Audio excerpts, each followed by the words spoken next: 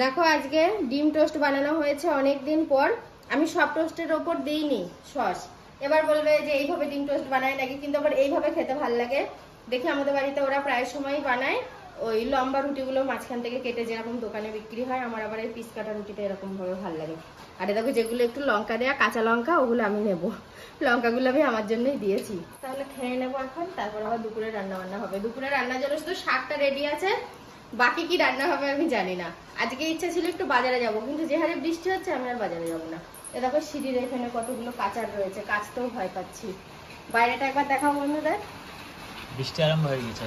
খাওয়া শেষ করে জল খাচ্ছি। আর কি করছি জানো, চুপচাপ বসে বৃষ্টি দেখছি। সকালে যখন বৃষ্টি হচ্ছিল তখন গতিটা যেন একটু কম ছিল, বেলা বাড়তেই গতি বাড়ছে।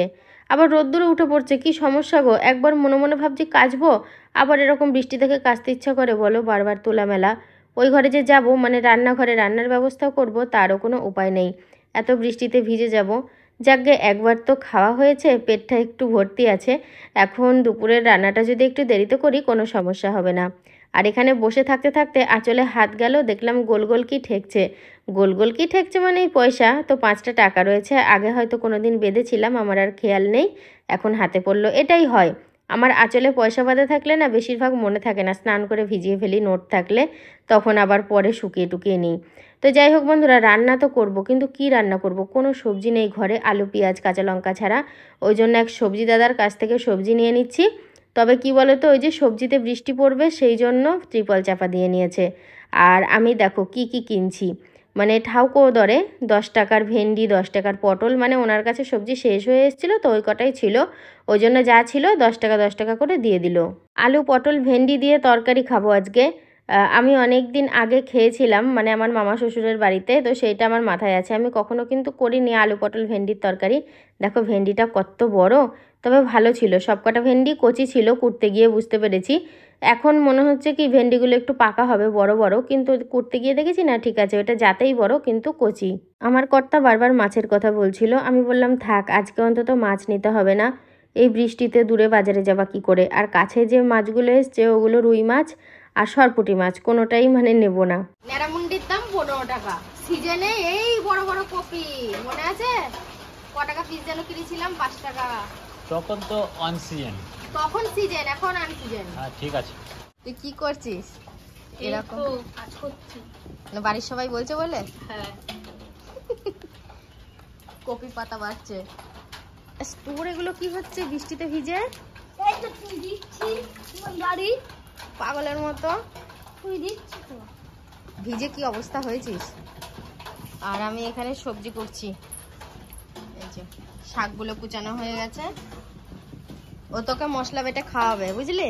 শাকটা একটু সিদ্ধ করে নিচ্ছি, এখন একটু সিদ্ধ করে নিই, দিয়ে ঠান্ডা করতে দিই শাকটাকে, তারপরে পরে ভালো করে চিপে নিংড়ে ভাজবো শুকনো শুকনো করে। আর ওইদিকে আমার সবজি কাটাও হয়ে গেছে। দেখেছো, এক হাতে ফোন এক হাতে কাজ, কি অবস্থা। এ দেখো সবজি বলতে আলু ফুলকপি তো কেটেই রেখেছি, আর আলু পটল ভেন্ডিও কেটেছি, আর তার সাথে রয়েছে প্রকাশবাবু, আমাদের প্রকাশবাবুও রান্না করছে। দেখো দেখেছো, ওরও রান্নাবাটি খেলতে ইচ্ছা হয়েছে। এখানে সুন্দর সকালে ভাত রান্না করলো, হালকা হালকা গরম আছে উনুনটা, ওইখানেই রান্না করতে বসে পড়েছে। শাকটা আমি সেদ্ধ করে রেখে দিয়েছি, কেন বলতো এরকম চিপে চিপে তেলের ওপর দিলে তবে একটু ঝরঝরে হয়, কারণ নোটে শাকটা একটু ক্যাতক্যাতানি পারা, সজনে শাক দেওয়া আছে। আর মা না ওই মানে শাকটা একটু নরম নরম হলে খেতে পছন্দ করে না, একটু ঝরঝরেটাই পছন্দ করে। আর আমি দেখো কি ভুল করেছি, ফুলকপি ভাজাগুলো ঝোলের মধ্যে দিয়ে আবার তুলে রাখলাম। আমি দেখলাম একদম গলে যাবে, ফুলকপি খুঁজেই পাওয়া যাবে না। এই যে রান্না শেষ করলাম, শাক ভাজা একদম ঝরঝরেই হয়েছে, কাদা কাদা হয়নি। আর দেখো আলু ফুলকপির তরকারিটা একদম শুকনো করে বানিয়েছি। আর আলু পটল ঢেঁড়স দিয়ে তরকারি, গামলাটা গরম, মানে ঘরে নিয়ে যেতে হবে এবার সব একে একে। আর এখানে হচ্ছে ডিমের অমলেট, এটা তো আরো গরম, এটা এক্ষুনি ভাজলাম। এবার যাও তাড়াতাড়ি স্নান করে নাও। দেখো মাথাটাকে কেমন পাগলি বানিয়ে বসে রয়েছি, তো ভিডিও করছিলাম ওই জন্যই। আর কর্তা গিয়েছে সেই বাইরে, কখন, ওকে এখনো আসতে দেওয়া হয়নি। সোহিনীও রেডি হচ্ছে, ও কিছু ছবি টবি তুলবে। সোহিনী বেড়াতে যাবি নাকি? কোথায়? চ নাজানিপুর যাবো, যাবি? হ্যাঁ। চ। ও ভাবছে নাজানিপুর বলে হয়তো কোনো জায়গা আছে, আছে আদৌ কোনো জায়গা নাজানিপুর বলে? আমার অনেক বন্ধুরা তো অনেক জায়গা থেকে ভিডিও দেখে, তো কারোর কি নাজানিপুর জায়গায় বাড়ি থাকলে কমেন্টে জানিও, সৈনিকে নিয়ে যাব।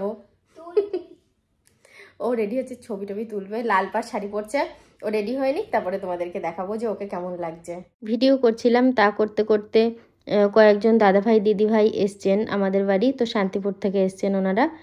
তো একজনের বাড়ির কাছেই আমাদের নবদ্বীপের মধ্যেই, আর একজনের বাড়ি শান্তিপুরে। তো আমি তো বলেছিলাম সোহিনী রেডি হলে তোমাদেরকে দেখাবো। সোহিনীর মতিভ্রম ঘটেছে, মানে কি বলবো, একটু রেডি হয়ে বলছে দূর বাইরে বৃষ্টি পড়ছে, ছবি তুলতে পারবো না, ছাদে যেতে পারবো না, ওই জন্য সাজ আবার খুলে ফেলেছে। তো আর কি করব, আমরাও আজকে ছাদে যেতে পারিনি, নাহলে ছাদে বেশ ভালো লাগে, ছবি টবি তোলা হয়। তো সেই জন্যই ঘরের মধ্যে ভিডিও করছিলাম, আর ওনারাও আসলেন। তো ওনাদের সাথে এখন একটু কথা টথা বলে গল্প সল্প করে পরে আবার আমাদের কাজটা শুরু করব। ছুটি দাও ছুটি, আর পারছি না। তাহলে ছুটি মানে স্কুলে যেমন ছুটি হলে খুব আনন্দ হতো, তেমন রিলস করতে গিয়ে ও যখন বলে যে ঠিক আছে নাও হয়ে গেছে, তখন আমি ভীষণ খুশি হই, আমার আর ভাল লাগছে না। ছুটি, গরম গরম রুটি। ঠিক আছে, কানেক্টরের গুলো খুলে ফেলি তাহলে আগে। বাইরে কেমন পরিস্থিতি হয়েছে কি জানি, বৃষ্টি হচ্ছে কিনা তাও জানি না। না না, সন্ধ্যে সন্ধ্যে ভাব হয়েছে, সন্ধ্যে ভাব হয়ে গেছে? কটা বাজে গো? সন্ধ্যা হয়ে গেল না? 5:30টার উপরে। অত বেলা হয়ে গেছে? আমার হাতের একটা কাছে ফোন কই? একটা ফোন এই যে লাগানো আছে। ও দেখেছো, 5:29 ঠিকই তো। এই যে এখন চাওয়ালা চা বানাচ্ছে। আমি তো যাই চায়ের দোকানে চা খেতে, কিন্তু তাই আজকে বাড়িতে চা বানিয়ে খাওয়ানো হচ্ছে, তাই তো? একদম একদম না, 2 দম। আলুর দম, হ্যাঁ সব কথাই একদম। লুচি দিয়ে ভালো লাগবে। আলুর দম। দেখো তোমার চা না আবার উতলে পড়ে যায়।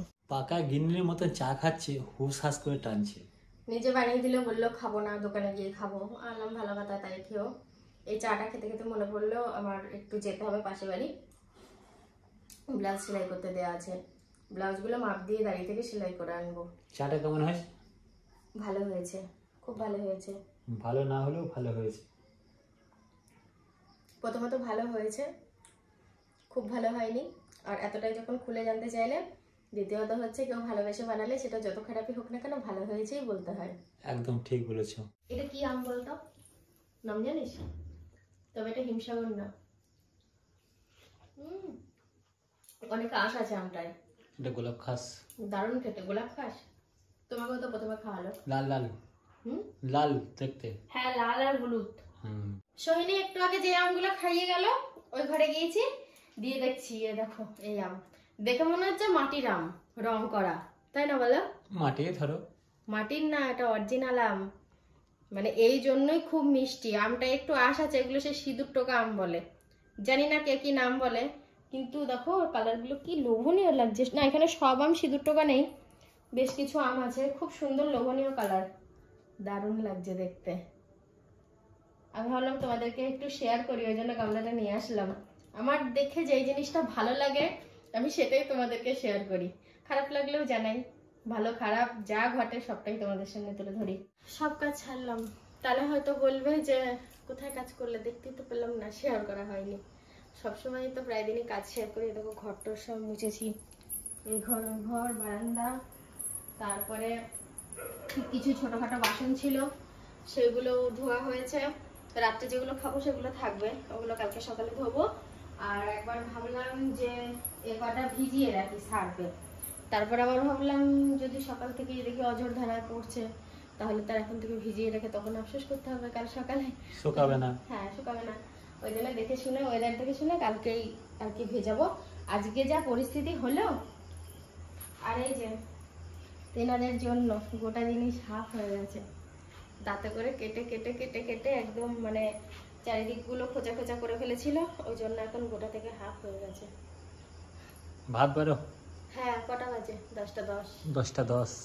ভাত বাড়বো, হাত পাটা ধুয়ে চেঞ্জ করে নিই, দিয়ে ভাত বাড়বো। আর তার সাথে সাথে আমি ভিডিওটাও শেষ করে দিচ্ছি, অনেকটা রাত হয়ে গেছে, খেয়ে দিয়ে শুয়ে পড়বো। তাহলে বন্ধুরা আজকের মতো ভিডিওটা এখানেই শেষ করলাম। সবাই ভালো থেকো, দেখা হচ্ছে কালকে থেকে। সবাইকে গুড নাইট।